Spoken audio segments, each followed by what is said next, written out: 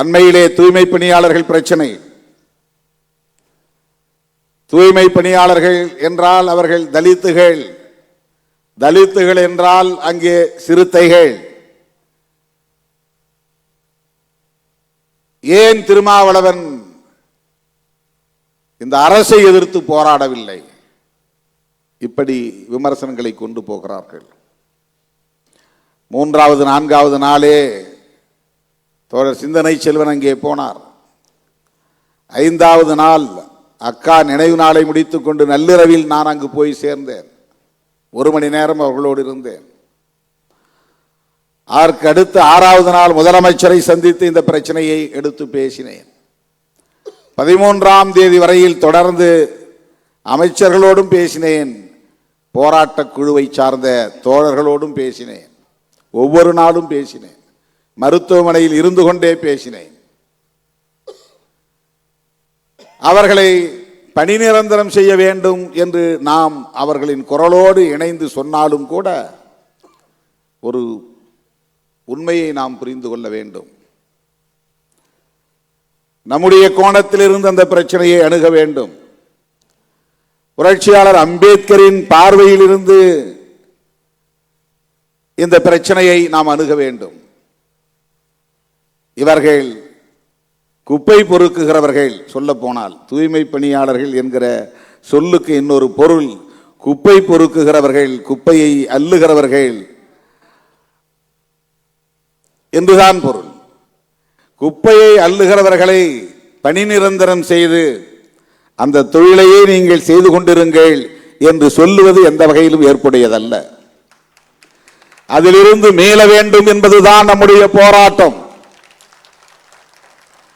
அந்த தொழிலை செய்யக்கூடியவர்கள் தொடர்ந்து அதை செய்யக்கூடாது. மலம் அள்ளுபவனே மலம் அள்ளட்டும், சாக்கடையை சுத்தம் செய்கிறவனே சாக்கடையை சுத்தம் செய்யட்டும், குப்பையை அள்ளுகிறவனே குப்பையை அள்ளட்டும் என்கிற அந்த கருத்துக்கு இது வலு சேர்ப்பதாக இருக்கிறது. அரசு ஊழியர்களை ஆக்குங்கள், பணி நிரந்தரம் செய்யுங்கள்.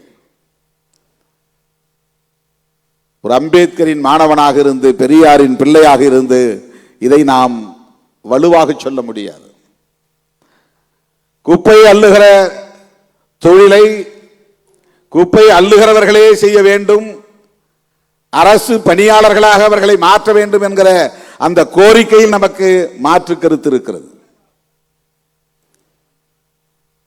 சொல்ல போனால் அதை எதிர்த்துதான் நாம் பேச வேண்டும். தலித்துகள் செய்கிறார்கள், அவர்களுக்கு பணி நிரந்தரம் செய். நாங்கள் தலித் இயக்கம். இதற்கு பெயர் கன்வென்ஷனல் திங்கிங். காலம் காலமாக இருக்கிற மரபு சார்ந்த சிந்தனை இது, அடிமை சார்ந்த சிந்தனை இது. வெட்டியான் தொழிலை செய்கிறவனை வெட்டியான் தொழிலாக அரசு ஊழியர்களாக ஆக்கு என்று சொன்னால் எப்படி அதை ஏற்றுக்கொள்ள முடியும்? அந்த தொழிலை ஒழிக்க வேண்டும். உலக நாடுகள் எல்லாம் இன்றைக்கு கருவிகளை அறிவியல் வளர்ச்சியில, தொழில்நுட்ப வளர்ச்சியில புதிய புதிய கருவிகளை கண்டுபிடித்து ஒரு குறிப்பிட்ட இனத்தை சார்ந்தவர்கள் தான் அந்த தொழிலை செய்ய வேண்டும் என்கிற நிலை இல்லாமல் அந்த தொழில்நுட்பத்தை கற்றுக்கொண்டவன் அந்த வேலையை செய்யலாம் என்கிற நிலையை ஏற்படுத்துகிறார்கள். இதுதான் பிற நாடுகளில் இருக்கிற நிலை. ஆனால் இந்தியாவில் ஸ்கேவெஞ்சர்ஸ் அரசு ஊழியராக்கு, ஸ்வீப்பர்ஸ் அரசு ஊழியராக்கு. இது எந்த வகையில் ஏற்புடையதாக இருக்க முடியும்?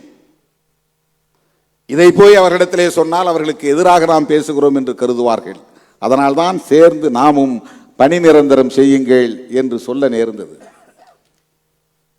பணி நிரந்தரம் செய்யக்கூடாது என்று சொல்லுவதுதான் அதிலே சரியான கருத்து.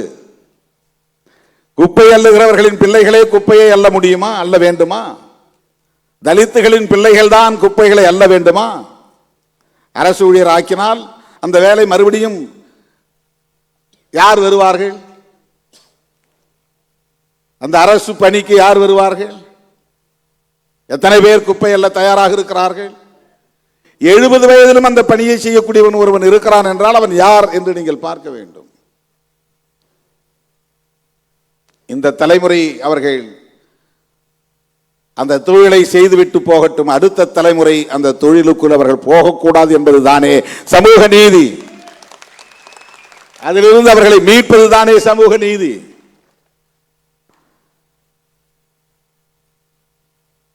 தொழில்நுட்பத்தில் வளர்ச்சியடைந்த நாடுகளுக்கு இது போன்ற சிக்கல்கள் இல்லை. எதையோ வளர்க்க துடிக்கிற இந்த ஆட்சியாளர்கள் இந்த நாட்டை உலக வல்லரசுகளில் ஒன்றாக மாற்ற வேண்டும் என்று துடிக்கிறவர்கள் இன்னும் ரயில் நிலையங்களில் கையால் மலம் மல்லுகிற மலம் மல்லும் தொழிலாளர்கள் லட்சக்கணக்கானோர் இருக்கிறார்கள். மலம் மல்லும் தொழிலாளர்கள் யார்? அவங்கெல்லாம் கஷ்டப்படுறாங்க, அதனால் அவங்களெல்லாம் அரசு ஊழியராக்குங்க, அவங்களுக்கு சம்பளத்தை கூட்டுங்க, பென்ஷன் கொடுங்க என்று நாம் சொல்ல முடியுமா? குப்பை அள்ளுகிறவர்களை அப்படியே குப்பை அள்ளட்டும், அவர்களை அரசு ஊழியர்களாக்குங்கள், அவர்களுக்கு பென்ஷன் கொடுங்கள் என்று நாம் சொல்ல முடியுமா? ஆக தலித்துகள் பிரச்சனை என்றால் திருமாவளவன் தான் பேச வேண்டும் என்று சொல்லுகிற அந்த புத்தியே ஒரு சாதி புத்தி. அது வேங்கவேல் பிரச்சனை என்றால் திருமாவளவன் தான் பேச வேண்டும் என்று சொல்லுகிற புத்தியே சாதி புத்தி. அது ஏன் அதிமுக பேசக்கூடாது? வேங்கவேல் பிரச்சனை மக்கள் பிரச்சனை இல்லையா? அதிமுகவுக்கு அதில் பொறுப்பு இல்லையா? வேற கட்சிகள் பேசக்கூடாதா? எல்லோரும் பேச வேண்டுமா இல்லையா?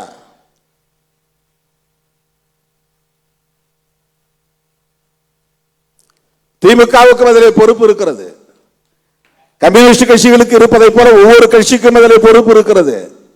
ஆனால் அதிமுக நம்மை பார்த்து அந்த கேள்வியை கேட்பதால் ஏன் அதிமுகவுக்கு அந்த பொறுப்பு இல்லை என்று நாம் கேட்கிறோம். இந்த பிரச்சனை 13 நாள் போராட்டம் நடந்தது. முதலிலே போனது விடுதலை சிறுத்தைகள் தான். முதலிலே போன தலைவன், ஒரு கட்சியின் தலைவன் திருமாவளவன் தான். அதுக்கப்புறம் தான் எல்லாம் உள்ள வராங்க.